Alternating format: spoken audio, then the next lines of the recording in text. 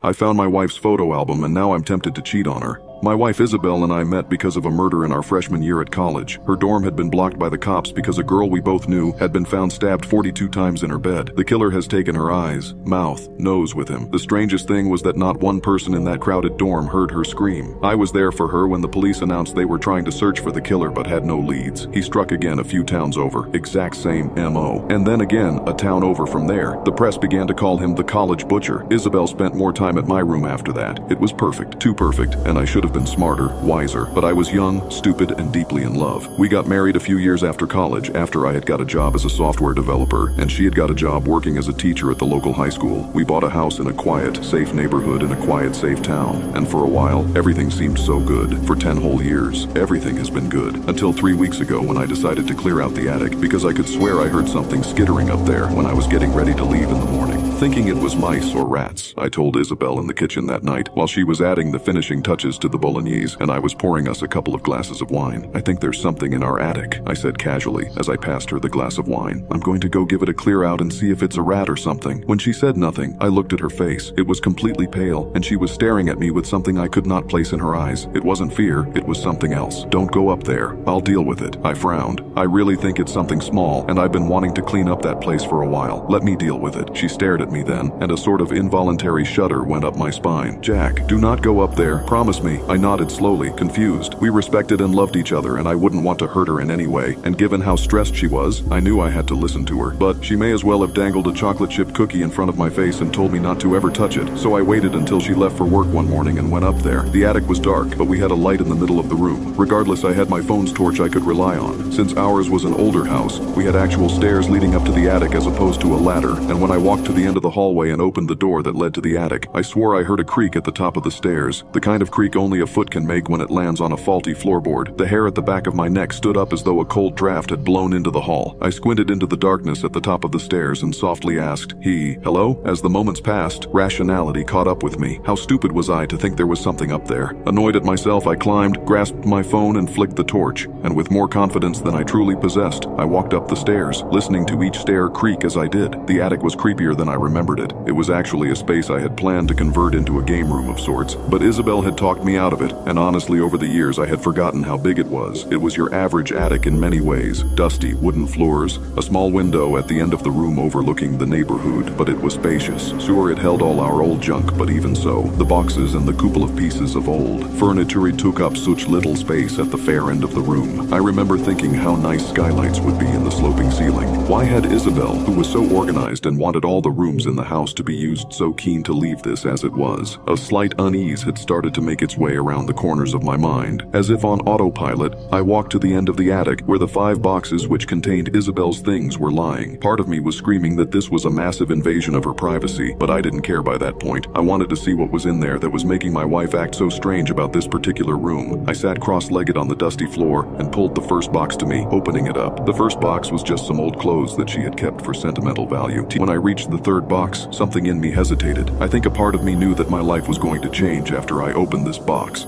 Carefully, I unsealed the box and looked inside, and a sigh of relief overcame me. It was just framed photographs and a photo album. I smiled and lifted the first one, Isabel and her sisters laughing as children at her 4th birthday. Some were of her parents and others of us. Then something struck me. Why hadn't she put this photos up downstairs? That weird chill was back. The box only held the large brown leather photo album now, and my heart racing. I opened it to its first page. It was a large black and white photo of a small girl on a swing facing away from the camera. That in itself was creepy, but the creepiest thing about the photo was another little girl in a white dress who was standing at the edge of the woods looking at the girl on the swing. It was almost as if she was looking at me through the photo. The next page had the same little girl on the swing playing on the jungle gym, smiling as she swung from the bars. Behind her, the strange little girl stood, watching her every move, her eyes cold, her mouth a thin line. Page after page of this little girl living her life, and the strange girl standing on the edges watching her. As the girl grew up, I recognized her to be Isabel, and the girl watching her looked like her, a darker, angrier version of her. I swallowed hard, watching my wife's doppelganger grow closer, seeing photos of her in my room with the shadow of herself watching her. My vision swam, and I felt sick. Snapping the album shut, I wedged it under my arm and fled the attic, taking the stairs 2 steps at a time down from the attic. As I closed the door and leaned my head against it, I took a slow, shuddering breath. What the fuck was going on? That evening, I waited for my wife to come home at the kitchen table, nursing my strongest whiskey in my hand as she walked in through the kitchen door. Hi hon? She greeted me with a kiss and dumping the shopping bags full of groceries on the table. How was your day? I paused and slowly cleared my throat. I found it, Isabel. She was pulling the milk out and was about to turn to the fridge to stack it when I said this. She frowned, putting the milk down on the table. What do you mean? I quietly lifted the album off my lap and put it on the table. This is why you didn't want me to go into the attic, right? The words came out harsher than I intended them to. She looked at the album and her face turns pale as though she has seen a ghost. But when she looks at me, she says, I've never seen that before in my life, and without another word walks out of the room. I chased after her. Isabel, who is the girl in this? Look at me when I'm talking to you. I grasped her arm and turned her towards me. She slapped me hard across my face. My wife, who wouldn't even raise her voice at our cat when he scratched her, slapped me. I watched in open-mouthed shock as she stormed up the stairs into our bedroom and slammed the door. The album was still in my hand, the weight of it an omen, and that's when I heard it again. The skittering I had been hearing from the attic,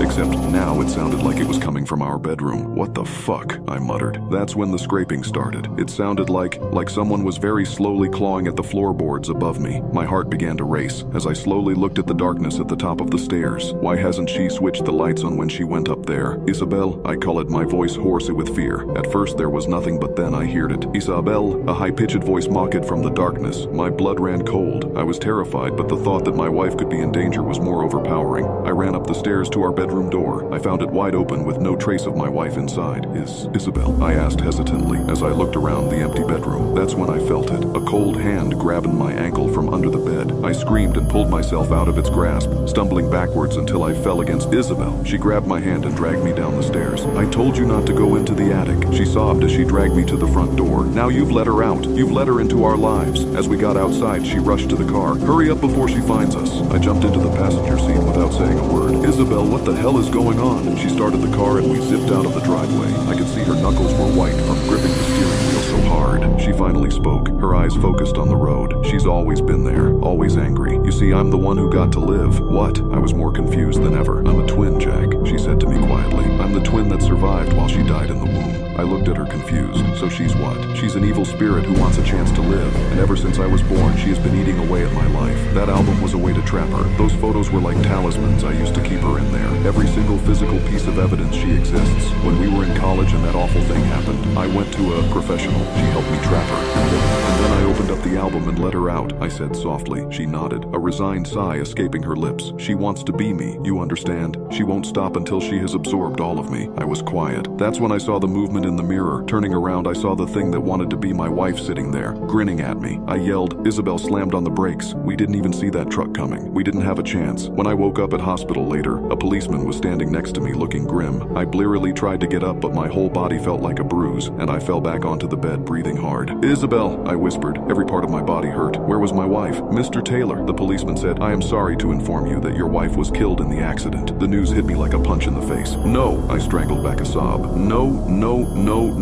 sir, I am sorry for your loss, but you are going to need to answer some questions for us. The police officer pulled up a file and looked at me carefully. I nodded through the tears running down my face. We would like to know why your DNA has showed up in a string of murder cases. Are you familiar with the case of the college butcher?